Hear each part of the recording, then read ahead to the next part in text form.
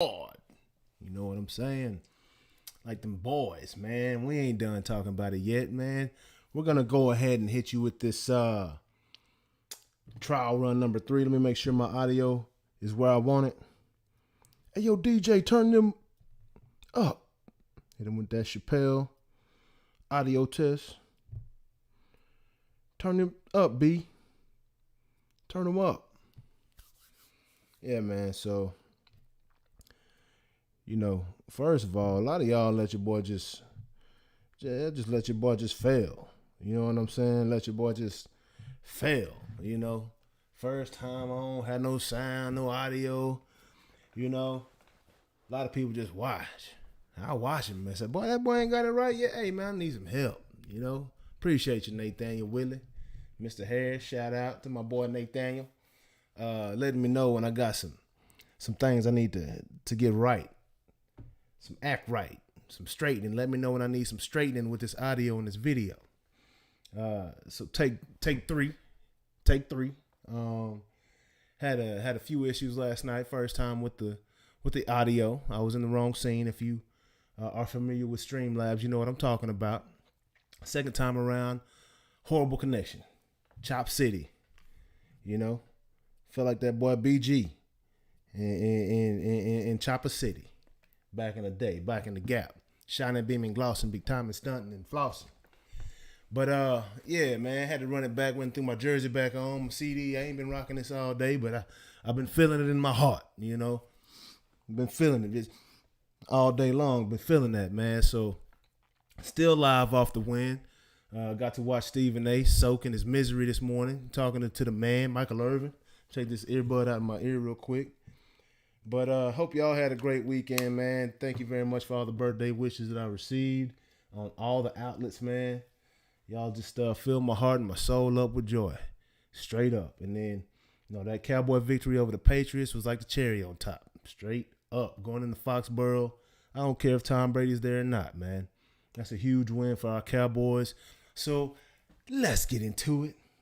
This is the Week 6 recap with J.A. Noonish Sports and Textile, baby. Yes, yes, yes. Man, that was a huge win last night for us.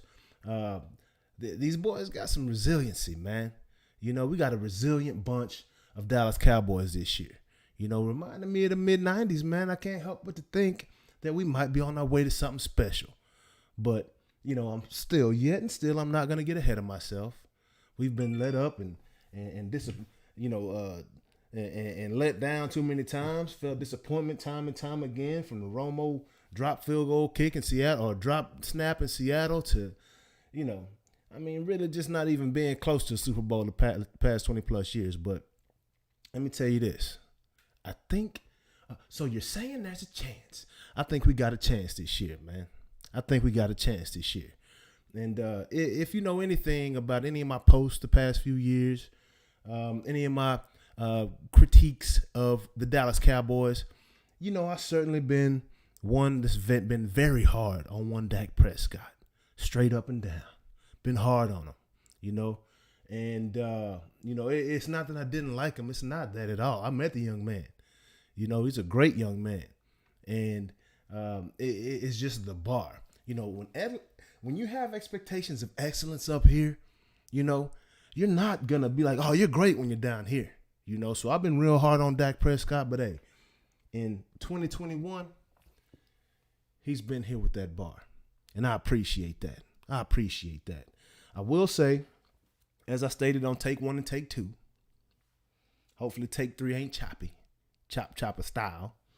But I will say that the scheme we went in with yesterday, all that passing, I understand, they were stopping the run, but were they? Running backs average 4.1 yards a carry. You do that 3 times in a row, you got a first down constantly in the ball game, right? Tiring the team down. So I still think we need to have more of a balanced attack. Dak went out there. He was 36 for 51, threw for 445 yards, 3 touchdowns, and a pick in the end zone, right? Most yards ever accumulated against the Bill Belichick defense in his history. Huge. That's a big stat, man. 445 yards passing. That's a big stat. But we don't need it, right? Typically, if we're throwing for 400 plus yards, we're probably losing that game. Now, I will say, if you guys watched like I watched, we were playing against the New England Patriots and the referees, right? And I don't know what New England has with the refs in this league, man, but there is something going on there, right? This might need to be the next Netflix Bad Sports episode, straight up. Taking it all the way back to the tuck rule, you know. And I can't tell you how many countless times, even the Seattle Super Bowl game, how many flags would just fall on the ground. And they always come after large plays. The flags don't come after the negative 3 yard runs or the sacks, you know. The bombs for 50, 45 yards downfield, got a flag squeaking out with a call we ain't heard since 1986. You know, when was the last time Tyron Smith got called for hands to the face? Oh yeah, yesterday, twice on the same drive, like, or something, 2 back-to-back drives, something like that. And Connor Williams, bro, like, you're undersized. You've been playing pretty decent this year, bro, but I heard your name more yesterday. Like, holy cow, bro.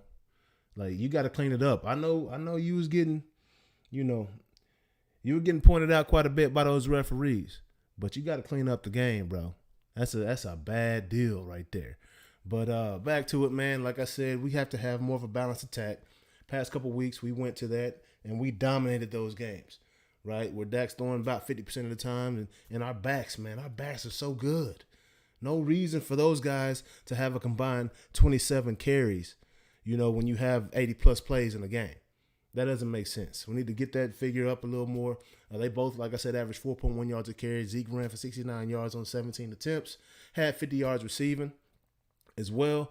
Tony Pollard had, 30 yards receiving, had, 10 carries for 41 yards, so 4.1 yards a carry. Neither one of them had a touchdown. But, you know, honestly, we should have won that game by like 2 or 3 scores, like straight up, right? We had a chance to really blow that thing out, but, of course, the referees did their part to keep it close, and they just couldn't do enough. So, once again, hats off to my Dallas Cowboys for coming through, man. That boy C.D. Lamb, Mr. Let's go. Mr. We'll see you later. We're jumping on this plane right now, but we'll see you later, right? Don't really care if you hit me 5 yards out of bounds or not. We'll see you, is what we say. We'll see you. With that dub, boom, going into the bye week. That's what I'm talking about. CD went off 9 catches, 149 yards, 2 touchdowns. Dalton Schultz continues to show up, 5 catches, 79 yards. No touchdowns this week still. Had a solid game. And I don't know what it is, but did y'all hear the fans in Foxboro yesterday when Amari Cooper caught the football? Sounded like we were in Texas.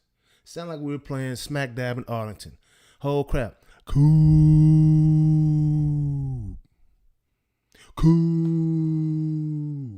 Remind me of the Moose days. Moose. So now we got another chant from the crowd. Man, this team is so familiar. I done seen it before. Except, we got a few more weapons. Offensively, we have a few more weapons. Yeah, we had Jay Novacek, Emmitt Smith, Michael Irvin. Of course, Traegman was the man, you know. But I'm talking, we're about 4 or 5 deep at the wideout position right now. We got 2 serviceable, pretty solid tight ends right now and 2 great running backs. Emmitt Smith was the man by himself, right? That's how you get to be the league leader in rushing. But, hey, we got something special, man. It's a special group this year. And, man, C.J. Wilson, Cedric Wilson, my bad. That dude had some clutch. Him and Noah Brown had some clutch third down catches, man, that kept drives going in real bad situations, man. And Kellen Moore, my gosh, I hope that we can get him on one of them Jason Garrett contracts and let him just, you know, ride until Matt, the head coach, decides to retire or whatever happens with him, man. Because Kellen Moore is a special coach. That kid knows the game, right? And, you know, hopefully we can keep him around, bro, because he is really good. And on to that defense, man. Randy Gregory, holy cow. Hey, screw what Stephen A. Was saying. Hey, don't put down the weed. Hey, now that they don't have the drug test for this young man, he coming in dreaded up, lips black, just firing off, man, firing off on that football, making plays, forcing fumbles, causing havoc in that backfield, man. You keep it up, bro. I just wish That's another very familiar looking sighting. A number 94 coming off that edge, like Charles Haley back in the day. You know, it takes a special person to wear that 94. And Randy Gregory is that. Right? He is that. This week we didn't get to call on our favorite linebacker too much. I think New England kind of wised up and kept him out of plays, found a way to keep him out of position and ways to keep him away from the ball. And Vanderish, same thing. Man, I still hate that we let go of Jalen Smith, but we're going to be all right. We're going to be all right. We have D-Law coming back here pretty soon. And, hey, last but absolutely not least, can you say 7? Can you say 7? Can you say Trayvon Diggs, Defensive Player of the Year? That kid is having an incredible season. Tied a record with Rod Woodson yesterday. 7 pickoffs in the first 6 games. Kid's got 2 pick sixes. He might be tied for touchdowns in receiving for a receiver on our team right now. And he playing the other side of the ball. Boy got 2 pick sixes going off. And I love it, man. We needed that so much. He got burnt the very next play. It does not matter. Who cares? We wouldn't have been there without him. Keep doing your job, man. Keep doing your job. Start watching that double move. More people might try to pick up on that same little, your aggressiveness, bro. But, hey, you were not in bad position. You could have had number 8 if you saw the ball. I don't think you saw the ball on that pass that went over your head, over the top. That was a great thrown ball. And I don't know what the safety was doing, but it shouldn't have gone for a touchdown. But, hey, keep balling out there, man. One bone to pick. They call him Greg the Leg. I'm going to start calling this fool Greg the Peg Leg. Greg the Dead Leg. This boy here, hey, man, we do not pay you to go 3 for 4 from field goal. We'll call Mr. Forbath back over here in Dallas because I think he was 13 for 13 and didn't miss an extra point when he was here during his time. So we know that it's possible to not miss a field goal. Greg the Dead Leg. Peg leg. We need you, man. 100%, bro. 100%. Got these guys out here giving they all every game, doing what they got to do to give us the product that we're getting from these guys at home and away. Only losses to the Super Bowl winner on the last drive of the game. All right, Dead Leg, we need you now. Pick it up. Got a week to get it right, and I hope they got some tryouts going on. Letting you know, hey, your job is up for grabs, buddy. I don't care if you make it from 156 yards from the stands on the other side of the end zone. I don't care if you make it one time. I don't care. I need you to make it from all the other ones, 31, 21, 41, 51. I need you to make all of them from this point on. Because if it comes down to you, I don't think anybody's got faith in you right now, Dead Leg. Greg. But with that being said, let me move my mic out the way. CD, hey, and all y'all haters, y'all can see these. Hey, you know what it is.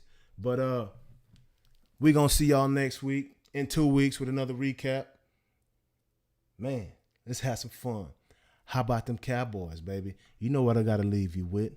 See if we can get it right. Get it right. Get it tight.